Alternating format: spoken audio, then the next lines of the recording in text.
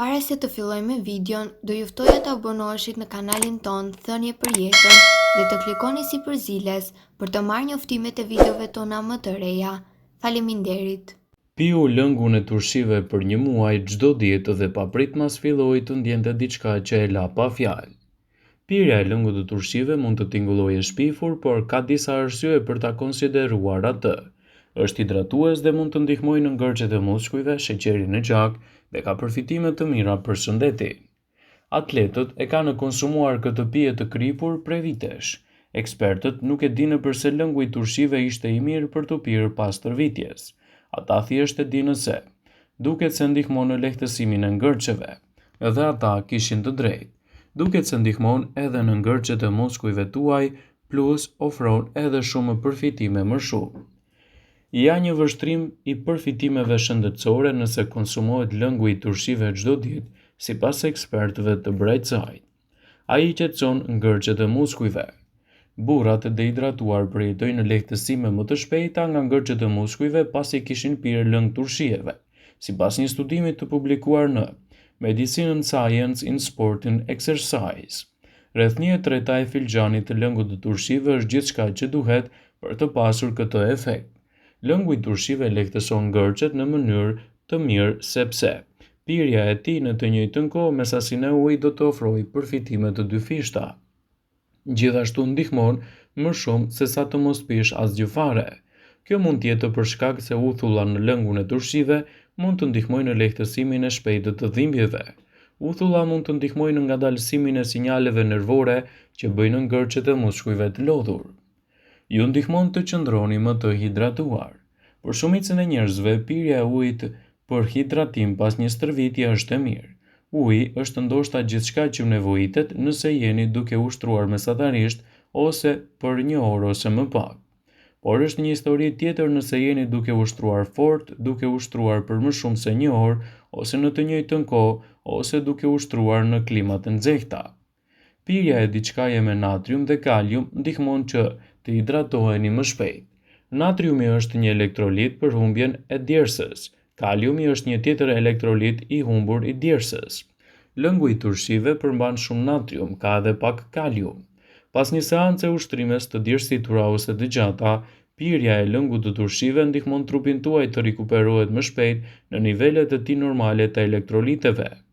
Shikoni marrjen tuaj të natriumit ose jeni në një dietë me pak natrium. Sigurohuni që të kontrolloheni tek mjeku dhe dietologu juaj për lëngun e turshive përpara se ta pini atë. Lëngu i turshive përmban antioksidant. Lëngu i turshive ka sasi të konsiderueshme të vitaminës C dhe E, dy antioksidantë kryesor. Antioksidantët ndihmojnë në mbrojtjen e trupit tuaj nga molekulat e dëmshme të quajtur radikale të lira. Të gjithë janë të predispozuar ndaj radikaleve të lira, kështu që të kesh shumë antioksidant në dietën tuaj është një ide e mirë. Vitamina C dhe vitamina E gjithashtu ndihmojnë në rritjen e funksioneve të sistemit tuaj imun, ndër rolet e tjera që luajnë në trupin tuaj. Mund të mbështesin përpjekjen tuaj për të humbur në peshë. Lëngu i turshive përmban edhe uthull. Konsumi pak uthulle çdo ditë mund t'ju ndihmojë në humbjen e peshës, siç raporton në Bioscience, Bioteknologji dhe Biokimistri. Ndihmon në kontrollin e niveleve të sheqerit në gjak. Një studim i publikuar në Journal of Diabetes Research tregoi efektet e konsumit të një porcioni të vogël me uthull para vaktit. Uthulla ndihmojnë në rregullimin e niveleve të sheqerit në gjak pas vaktit te njerëzit me diabet të tipi 2. Diabeti tipi 2 është i lidhur me bipeshën dhe obezitetin. Nivelet të rregullta të mira të sheqerit në gjak ju ndihmojnë në të jeni të shëndetshëm. Shumë njerëz kanë diabet të tipi 2 dhe nuk e dinë atë. Sheqeri i pa rregullt i gjakut mund të shkaktojë probleme serioze shëndetësore si verbëri, dëmtim të zemrës dhe dëmtim të veshkave. Në këto raste, duhet t'i drejtoheni me patjetër mjekut tuaj. Ka të dhëna se lëngu i turshive është një recetë shumë e mirë shtëpiake kundër urthit ose refluksit të acidit. Ky problem ka të bëjë me kthimin e ezofag të acideve në stomak. Lëngu i turshive është një mënyrë shumë e mirë për të marrë laktobacile, bakterie të shëndetshme për stomakun që gjenden në mënyrë natyrale tek kastraveci. Por në rastin e kastravecit, lëngu i turshive industrial nuk ka probiotik, sepse këto baktere largohen gjatë përpunimit dhe fermentimit. Ndaj u këshillojmë të konsumoni lëngun e turshive të bërë në shtëpi dhe kurse ato të turshive të përpunuara të blera në markete. Uthulla është një përbërës kryesor i turshive, megjithatë duhet të keni kujdes të mos konsumoni sasi të tepërta pasi mund të përkeçojë urthin dhe refluksin. Lëngu i turshive është i pasur me antioksidant. Lëngu i turshive ka sasi të lartë të vitaminës C dhe vitaminës C, që janë me antioksidant të shkëlqyer. Antioksidantët mbrojnë organizmin tuaj nga qelizat e dëmshme, ose ato që njihet ndryshe radikalet e lira. Secili prej nesh është i ekspozuar ndaj radikaleve të lira, ndaj një dietë e pasur me antioksidant është gjithmonë një ide e mirë. Gjithashtu vitamina C dhe E forcon sistemin imunitar dhe luan një rol fantastik për organizmin. Ndihmon për të rënë niveli i sheqerit në gjak. Një studim i publikuar në revistën për kërkime shkencore për diabetin, të cilët i referohemi, hodhi më shumë dritë mbi të mirat që vijnë nga konsumi dozave të vogla të uthullës përpara vakteve. Studimi tregoi se uthulla dhe lëngu i turshive ndihmonin në rregullimin e niveleve të sheqerit në gjak pas vaktit të njerëzit që vuan nga diabeti tipi 2. Sa më i ekuilibruar të jetë niveli i sheqernave, aq më të shëndetshëm mund të jeni. Ai ndihmon gjithashtu edhe me tretjen. Uthullat e lëngu i turshive ndihmon me tretjen.